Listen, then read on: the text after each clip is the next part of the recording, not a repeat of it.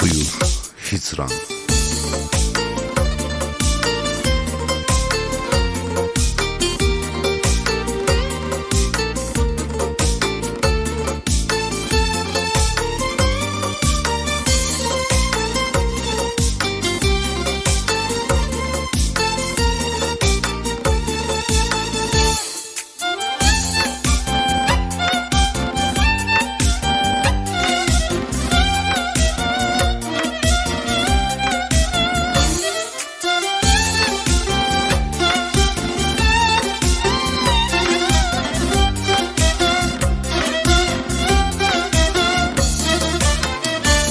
Halım perişandır, Oluz nədən ürək yandır.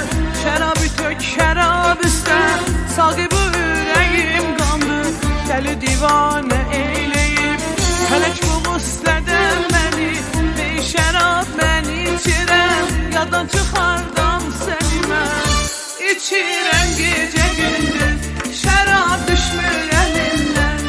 Saqi gəl ver şərabından, Çıxsın bu qüssə yadından. Zara gəlibdi ürəyim, 2 günlük bu dünyada. Daha yorulmuşam bu fani dünyadan. Meyxanalar olubdur dərdimə dərman. Daha yorulmuşam bu fani dünyadan. Meyxanalar olubdur dərdimə dərman.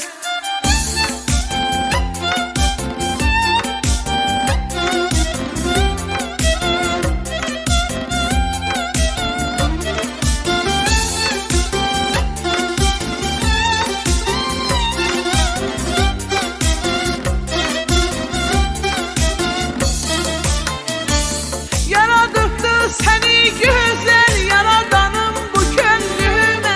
Məni tərk eyləyib getmə, bu ürəyim hələ səndə. Daha yorulmuşam bu fani dünyadan.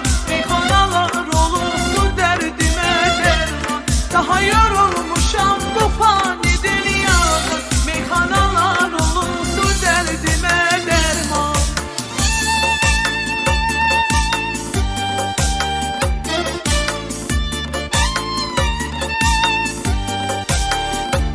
Hicran.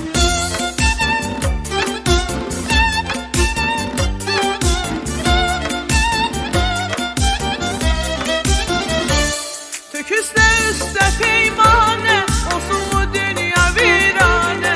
İçirməm məst olum hər gün, olub mən dəli divanə. Töküzdə üstə peymanə, olsun bu dünya viranə. İçirməm məst olum hər gün, olub mən dəli divanə. İçirəm gecə gündüz, şərab düşmür əlimdən. Saqi gəl